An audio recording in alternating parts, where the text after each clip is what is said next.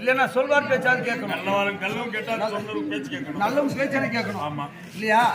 என் சுயபுத்தியை இழந்து உன்னிடத்தில் கோபித்து நடந்து மீண்டும் ஒரு பெரியவருடைய வார்த்தையை கேட்டு மீண்டும் உன் உள்ளத்தை குளிர செய்யலாம் என்று சொல்லி மல்லிகை முல்லை கோந்து பாரிஜாதம் என்று சொல்லக்கூடிய பல மலர்களை எல்லாம் பறித்து வந்து உன் பாதத்தில் மலைப்பலை குவித்து உனது தம்பி அர்ஜுன வணக்கம் அண்ணா வணக்கம் சுகம் பெற்று வாழ்வா என்று அண்ணன் ஆசீர்வாதம். என்ன வேணும்?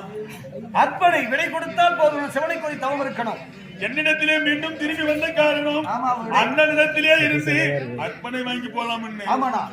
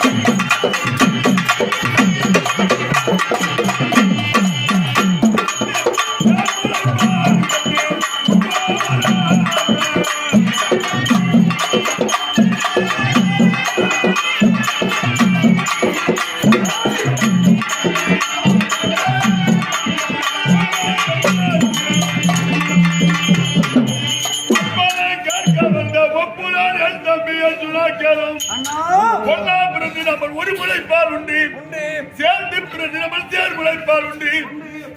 நாமல் எப்படி இருக்கிறோம் இப்போது? 5 தாளை கண்டு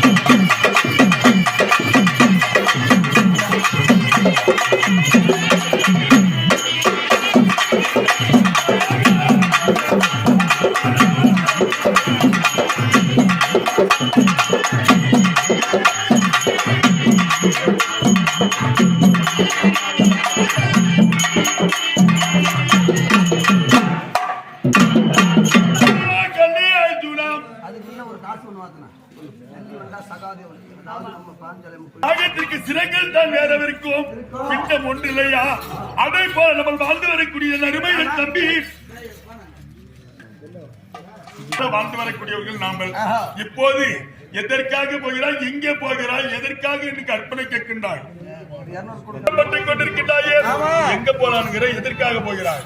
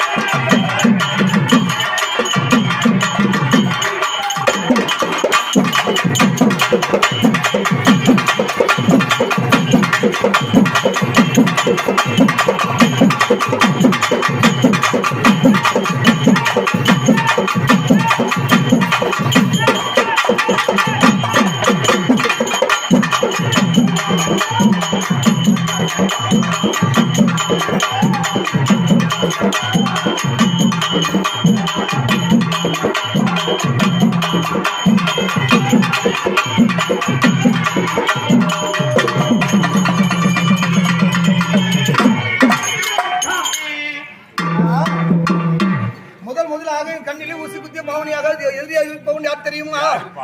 அது ஆற்றில் அடித்து வந்தான கர்ணன். அந்த கர்ணன் தான் எனக்கு நேர் எதிரி.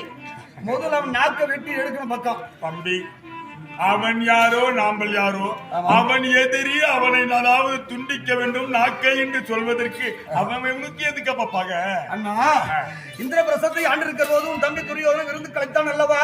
அவன் விருந்து கலைக்கிற போது அங்க இருந்தானே சகடி மாமா, சூதாட்டம் ஆடலாமா தர்மா என்று அழைக்கிற போது வேண்டாம் மாமா, சூதாடுவது கள்ளர்கள் மரவர்கள் திருடர்கள் குறவர்கள் ஆடக்கூடிய ஆட்டம் சூதாட்டம் மாமா நான் சொன்னேன். வீட்டுகளுக்கு கண்ணி வைக்கிறவங்க செய்யற வேலை இதெல்லாம் இல்லையா? சந்திரகுல பரமலை பிறந்து சூதாட்டம் ஆட தகாது மாமா என்று தாங்கள் வாயிலமா வந்த சொல்லை கேட்ட கண்ணனாகப்பட்டவன் என்ன செய்தான்?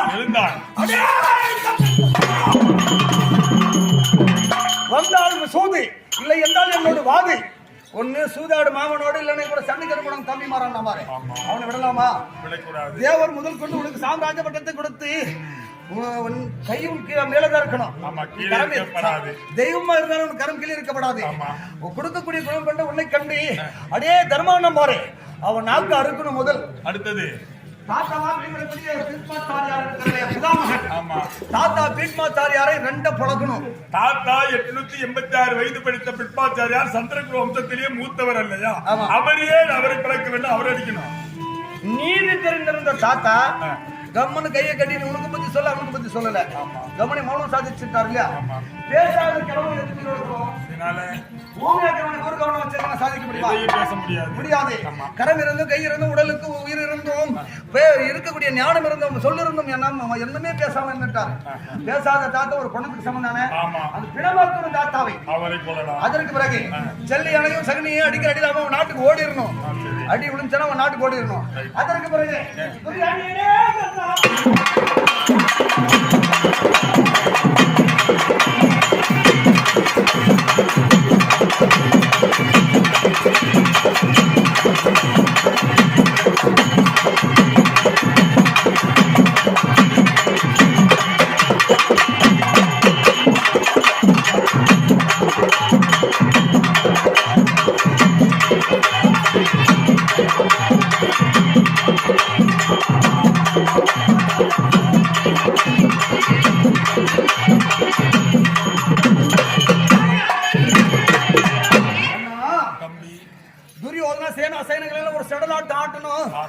ஆயுதத்தை எடுத்து நின்று ரணகல பூமியில அர்ஜுனன் என்றது. ஆனால் திக்கிட்டு செத்தடமாடி ஓடணும். யாரு என்ன பண்றானோ தெரியாது. அர்ஜுனன் சிவன் இடத்துல வர வாங்கி வந்தானா இந்த ஆயுதத்தை வைத்து யாரை என்ன செய்வானா அவன் பாட்டு திக்கு மாறி திசை மாறி பயந்து ஓடணும். அதற்கு பிறகு அத்தனை பேர் கூட்டத்திலே தானா 2 பேரையும் காப்பாத்துவேன். அது யாரு? 2 பேர். அதாவது உன்னை கூட அடிச்சாலும் அடிச்சிருவேன். அடிக்கலாம். அந்த கண்ணன் பாரு, அந்த கண்ணனை மூடியே மூடி திரும்பி பார்த்தியா? எத்தனை கண்ணனே தெரிய மாட்டேன்.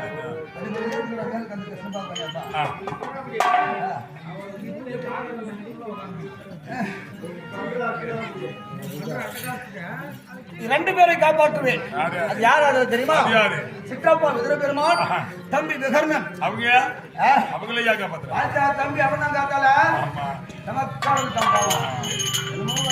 இன்னைக்கு அவன் நேற்று வந்துட்டான்.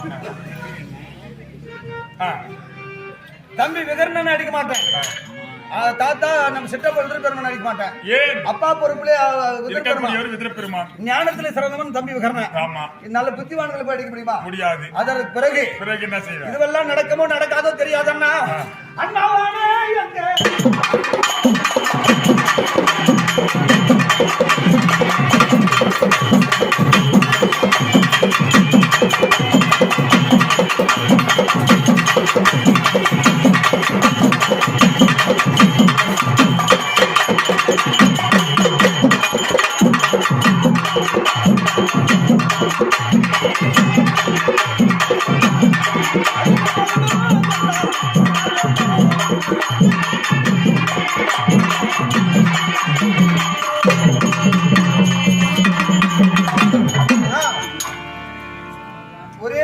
பட்டத்தை கொடுத்து பறித்தார்கள்.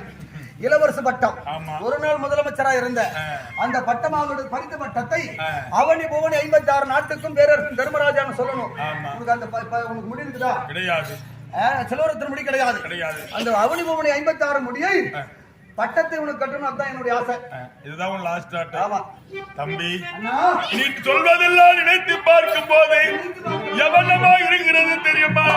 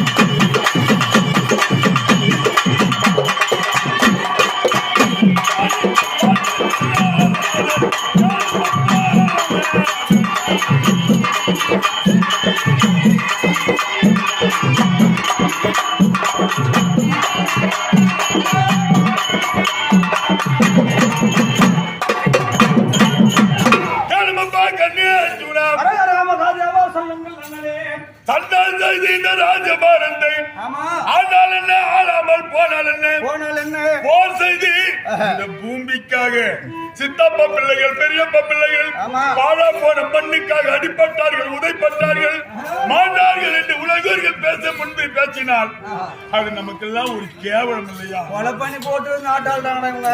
ஆமா. அப்பர் என்று சொல்லியது இகழ்ச்சியான பேருக்கு நம்ம ஆளாகுவதை விட இது நம்மளுக்கு காடே கதி என்று சொல்லி காட்டிலே நம்ம இருப்பது நியாயம். துரியோதன் நாட்டிலே இருந்து வாழட்டும். இந்த சண்டை என்பது வேண்டாம். நான் சொல்லும் வார்த்தையை கேளு. திரும்ப காட்டுக்கே போய் காட்டுல இருக்கலாம். சரி நான் காட்டுக்கே போயிடலாம். இருக்க நீங்க தான் போறீங்க.